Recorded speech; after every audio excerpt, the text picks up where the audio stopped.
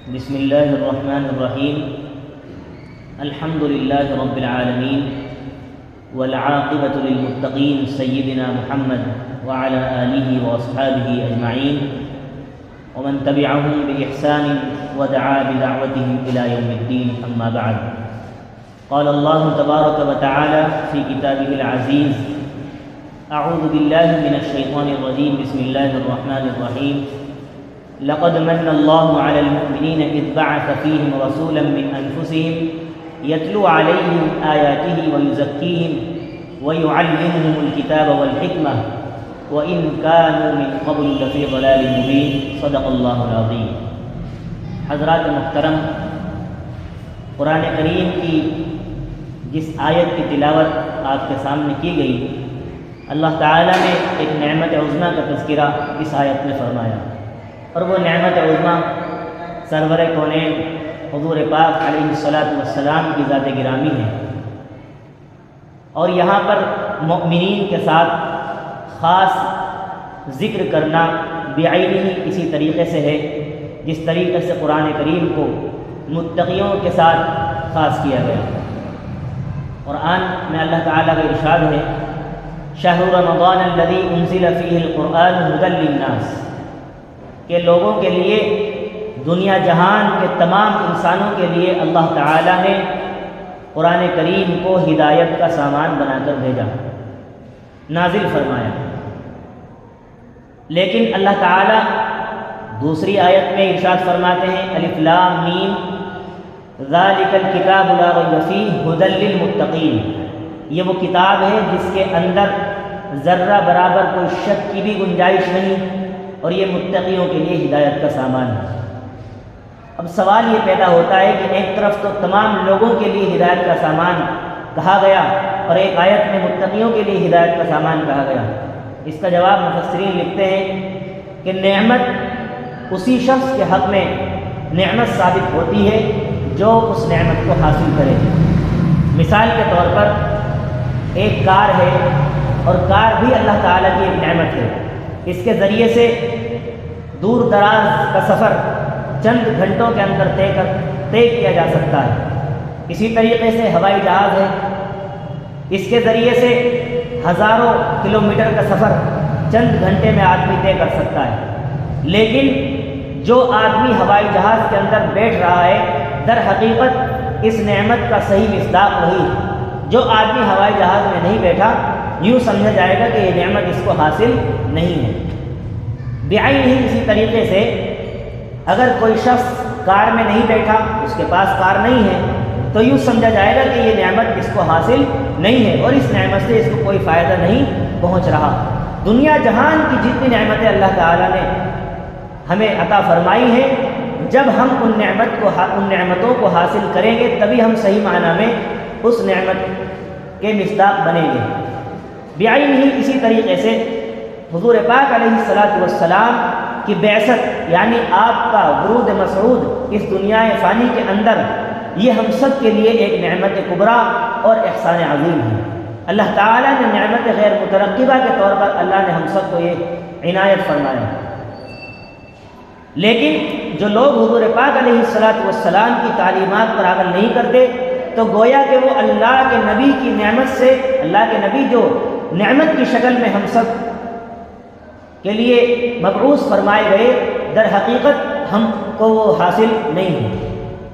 لہذا حضور پاک علیہ السلام کی تعلیمات کو اپنی زندگی کے اندر نافذ کرنا یہ ہم سب کے لیے ضروری ہے.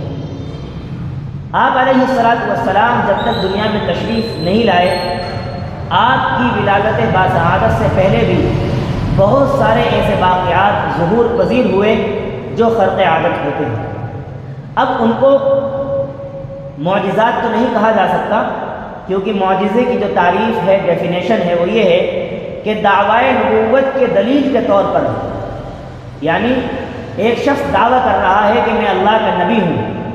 اب جو لوگ ہٹ دھرم ہیں اور بات کو ماننے والے نہیں ہیں، تو اللہ تعالیٰ اپنے نبی کے ہاتھ سے اور اپنے نبی کے ذریعے سے کچھ ایسی چیزوں کو ظاہر فرماتے ہیں جو خرق عادت ہوتی ہیں، یعنی جو عام انسان نہیں کر سکتا. اس کے ذریعے سے یہ ظاہر کرانا مقصود ہوتا ہے کہ یہ واقعتاً اللہ کا نبی ہے اور اللہ نے کچھ ایسی چیزیں ان کو دی ہے جو آپ لوگوں کو نہیں دی۔ اس کو معجزہ کہتے ہیں، انگلش میں اس کو میریکل بھی کہہ دیتے ہیں۔ لیکن اب تک دنیا میں حضور پاک تشریف نہیں لائے، اور پھر تشریف لانے کے بعد بھی 40 سال گزرنے کے بعد آپ کو نبوت عطا کی گئی، تو پھر 40 سال سے پہلے جو چیزیں پیش آئی ہیں ان کو کیا کہا جاتا ہے؟ فقہا کی اصطلاح میں ایسی چیزوں کو ارحاس سے تعبیر کیا جاتا ہے جو تخصیص اور تائید کے معنی میں استعمال ہوتا ہے۔ حضور پاک علیہ السلام کی ولادت باسعادت سے پہلے جو اس طرح کے واقعات پیش آئے ان کو ارحاسات کے زمرے کے اندر فقہا نے رکھا ہے۔ اسی میں سے ایک مشہور واقعہ جس کو واقعہ عام الفیل کہا جاتا ہے، یعنی ابرہہ کا جو واقعہ پیش آیا، یہ حضور پاک علیہ السلام کی آمد سے 50 روز قبل کا واقعہ ہے۔ وہی عرض کرنا اصل مقصود ہے۔ ابرہہ کون ہے؟ اس کی کیا تاریخ ہے؟ جو ملک یمن تھا اس پر ملوک حمیر کا قبضہ تھا، اور وہ لوگوں پر ظلم کیا کرتے تھے۔ اس وقت جو لوگ موجود تھے وہ نصارہ یعنی عیسائی لوگ تھے، وہ ایک اللہ کی عبادت کرنے والے تھے، حضرت عیسیٰ علیہ السلام کے مذہب پر قائم تھے۔ لیکن وہاں کا جو بادشاہ تھا وہ ان پر مسلسل ظلم کرتا، اور اس نے ایک زبردست طویل و عریض خندق کھدوائی، اور اس خندق کے اندر جو ایسے اللہ کی پرستش کرنے والے تھے عیسائی لوگ، 20,000 لوگوں کو اس خندق کے اندر ڈال کر جلوایا۔ آپ جب 30واں پارہ قرآن کریم کا پڑھتے ہیں، سورہ بروج پر آتے ہیں، اس کے اندر اللہ تعالیٰ فرماتے ہیں اصحاب الاخدود النار ذات الوقود۔ یہ جو اصحاب الاخدود ہے یہ انہی لوگوں کو کہا گیا ہے جن کو خندق کے اندر ڈال کر جلایا گیا تھا۔ 2 آدمی کسی طریقے سے وہاں سے بچ کر نکلے اور قیصر کے دربار میں آئے اور آ کر کے کہا کہ آپ ہماری حفاظت کیجئے اور جو ظلم ہم پر ہوا ہے اس کا انتقام لیجئے۔ قیصر نے خط لکھا حبشہ کے بادشاہ کو، وہ بھی عیسائی تھا، کہ آپ کے قریب بھی ہے یمن، آپ ان سے انتقام لیجئے، ظلم کا بدلہ لیجئے۔ اب جو حبشہ کا بادشاہ تھا اس نے 2 کمانڈر ایک زبردست لشکر کے ساتھ بھیجے، اس میں ایک کا نام تھا ارباد اور دوسرے کا نام تھا ابرہہ۔ اب جب وہاں انہوں نے ظلم کا انتقام لیا اور پھر وہاں پر ان کا قبضہ ہو گیا، آپس میں ان میں بھی پھر دونوں میں پھوٹ پڑی، آپس میں ارباد اور ابرہہ میں لڑائی ہوئی اور ارباد اس میں قتل ہو گیا اور ابرہہ باقی رہا۔ اب جب ابرہہ یمن کا بادشاہ بن گیا اور وہاں اس کی تمام طریقے سے ہر اعتبار سے اس کی حکومت قائم ہو گئی، اس کی سلطنت قائم ہو گئی، تو پھر ابرہہ نے ایک زبردست گرجا گھر، بہترین چرچ وہاں پر تعمیر کیا، جس کو سونے چاندی سے اس نے مرصع کیا اور بہت اونچا بنایا، اور یہ اعلان کیا کہ آج سے کوئی بھی کعبۃ اللہ میں عبادت کے لیے نہ جائے، جس کو عبادت کرنی ہے وہ اس گرجا گھر کے اندر کرے۔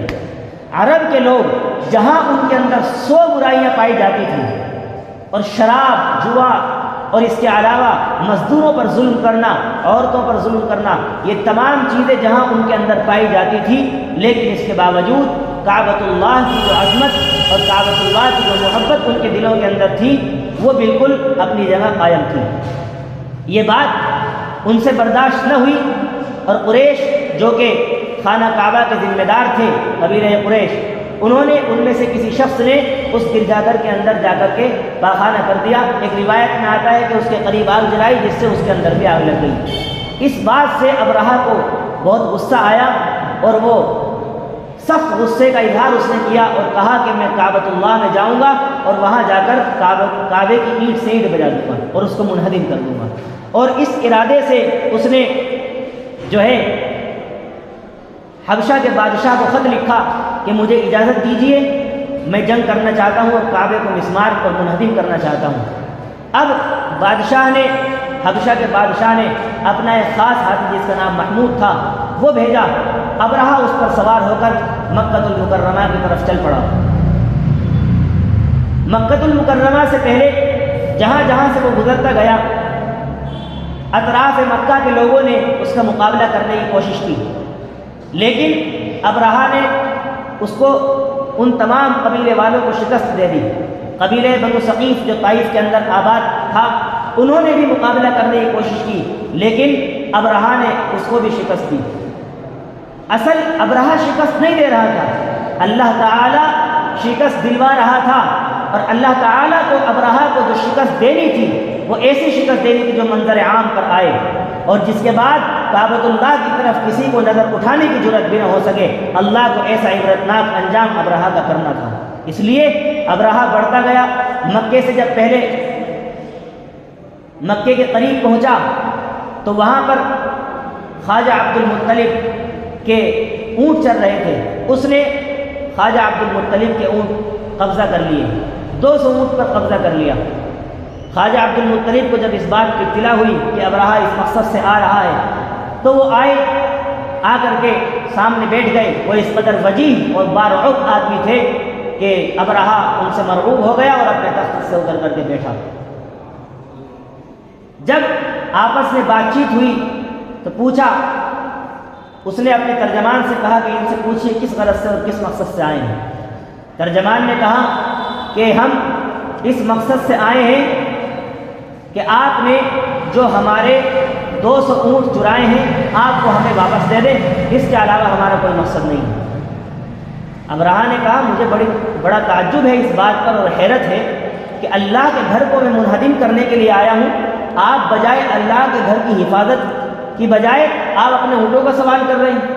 خواجہ عبد المطلب نے کہا دیکھیں میں اونٹوں کا مالک ہوں، اللہ کے گھر کا مالک نہیں ہوں، میں تو صرف خادم ہوں، اور نہ میرے پاس اتنی طاقت ہے کہ میں اس کا مقابلہ کر سکوں۔ جس کا یہ گھر ہے وہ خود اس کی حفاظت کر لے گا۔ اس نے وہ 200 اونٹ دے دیے اور حملے کے ارادے سے آگے بڑھا۔ ہاتھی وہیں پر بیٹھ گیا، چلنے کو تیار نہیں۔ اس کے اوپر ہاتھی کے اوپر ظلم کیا گیا، اس کو لوہے کے آلات سے مارا گیا، لیکن ہاتھی اپنی جگہ سے ٹس سے مس ہونے کو تیار نہیں۔ اس کو دوسری سمتوں میں چلایا گیا، فوراً چلنے کے لیے تیار، لیکن جیسے ہی کعبے کی طرف اس کو اشارہ کیا جاتا وہ وہاں سے بالکل ہلنے کو تیار نہیں۔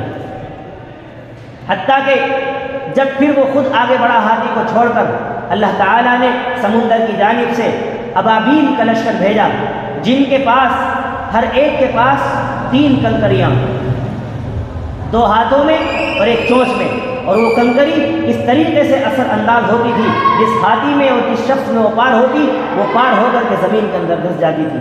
آج کی AK-47 بھی اس کا مقابلہ نہیں کر سکتی۔ اللہ تعالیٰ نے ایسا زبردست عبرتناک انجام ابرہہ کا فرمایا کہ اگر اس کے بعد کوئی انسان جرأت کرنا چاہے تو نہیں کر سکتا۔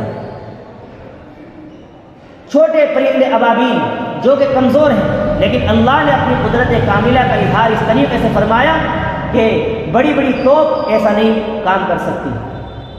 اور پھر اس کے بعد ابرہہ جب وہاں سے لوٹ گیا اس کے بدن کے اندر سڑنے کی بیماری ہو گئی اور اس کا ایک ایک عضو گل گل کر کے نیچے گر گیا اور وہ اسی طریقے سے تباہ و برباد ہو گیا۔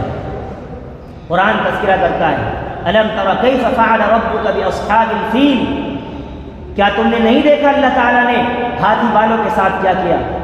الم تر کیف فعل ربک باصحاب الفیل الم یجعل کیدہم فی تضلیل وارسل علیہم طیرا ابابیل ترمیہم بحجارۃ من سجیل فجعلہم کعصف مأکول۔ اللہ کہتے ہیں ان کو ایسا بنا دیا جیسا کہ جانور جب چارہ کھاتا ہے اور اس کے بعد چارے کی حالت ہو جاتی ہے، اللہ تعالیٰ نے ان کو ایسا کر دیا، کھائے ہوئے بھوسے کی مانند اللہ نے ان کو کر دیا۔ لہذا جب یہ واقعہ پیش آیا اور کعبۃ اللہ کی حفاظت اللہ کی طرف سے کی گئی تو پھر لوگوں کے ذہنوں کے اندر یہ امید بندھی اور یہ توقع ہوئی کہ ہاں اب کوئی ایسی شخصیت آنے والی ہے جو عرب سے جاہلیت کا خاتمہ کرے گی، جو عرب سے جاہلیت کا خاتمہ کرے گی، اور عن قریب ایسی شخصیت کا ظہور ہونے والا ہے جس کے ذریعے سے اللہ تعالیٰ عالم کی جاہلیت کو ختم فرمائیں گے۔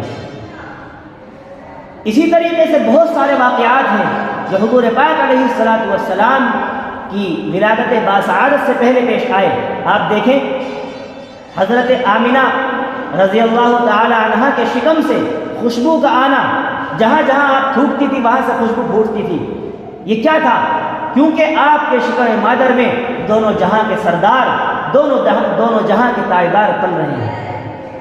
آپ کے والد محترم حضرت عبداللہ اتنے باحیا، اتنے شرمیلے کہ مکے کے جو نوجوان تھے، ان کے ساتھی تھے، ان پر ٹون مارتے اور فقرے کستے تھے، دیکھو اتنا شرمیلا ہے کہ اس سے تو لڑکیاں بھی شرماتی ہیں۔ در حقیقت وہ ان کا مذاق نہیں اڑا رہے تھے، بلکہ وہ اس بات کو ظاہر کرنا چاہ رہے تھے کہ اللہ تعالیٰ نے حضور پاک علیہ الصلوۃ والسلام کے صدقے میں ان کے اندر جو حیا رکھی ہے وہ اس کو ظاہر کر رہے تھے۔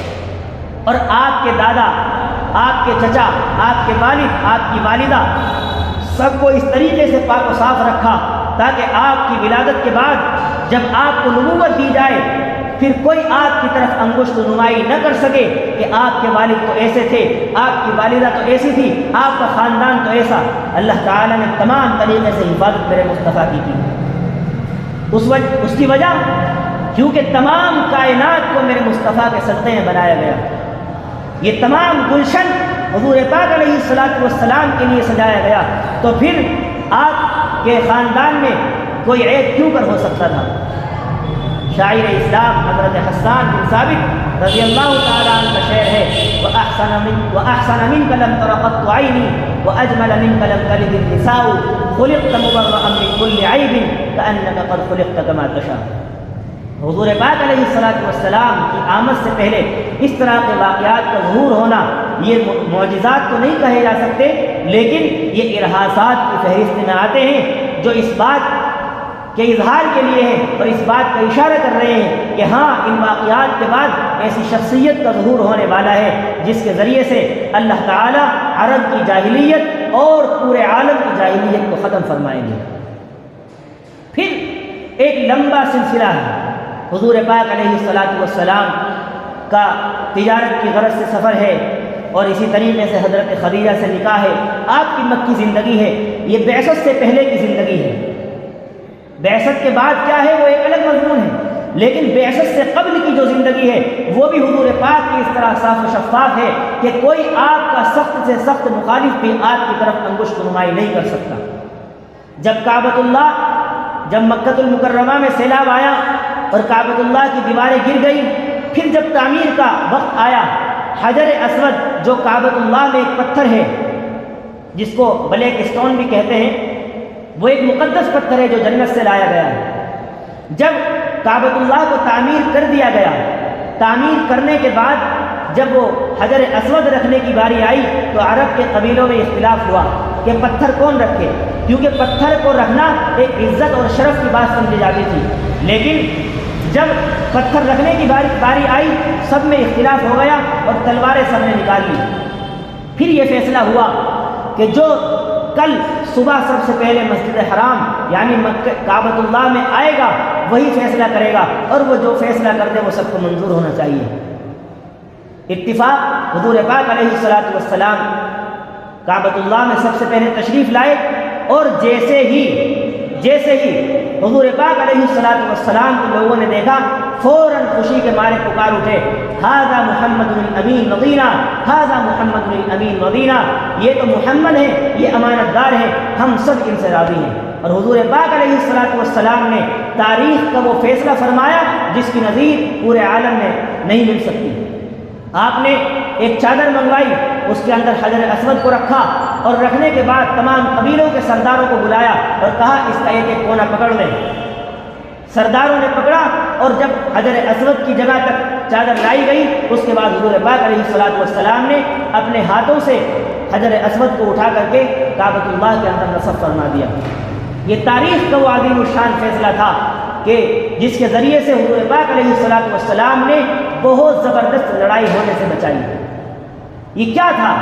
یہ اللہ کی طرف سے حضور پاک علیہ الصلوۃ والسلام کے ذریعے سے اللہ تعالیٰ ان باتوں کا اظہار کر رہے تھے کہ ہم ان کو نبوت عطا فرمانے والے ہیں اور یہ دونوں جہاں کے سردار ہوں گے عن قریب۔ لہذا حضور پاک علیہ الصلوۃ والسلام کی آمد ہوتی ہے، آپ کی ولادت باسعادت ہوتی ہے، اور اس کے بعد ایک لمبا سلسلہ ہے جو ایک الگ مضمون ہے۔ یہ حضور پاک علیہ الصلوۃ والسلام آمد سے قبل اور آپ کی بعثت یعنی نبوت ملنے سے قبل کے واقعات ہیں جو آپ کی ذات بابرکات اور آپ کی ذات والا صفات سے ظہور پذیر ہوئے، ان سے ہمیں عبرت حاصل کرنی چاہیے۔ دعا فرمائیں اللہ تعالیٰ حضور پاک علیہ الصلاۃ والسلام کی سیرت کو اپنی زندگی کے اندر ہم سب کو نافذ کرنے کی توفیق عطا فرمائے اور آپ کی تعلیمات کو اپنے سینے سے لگانے کی توفیق عطا فرمائے۔ وآخر دعوانا ان الحمد للہ رب العالمین۔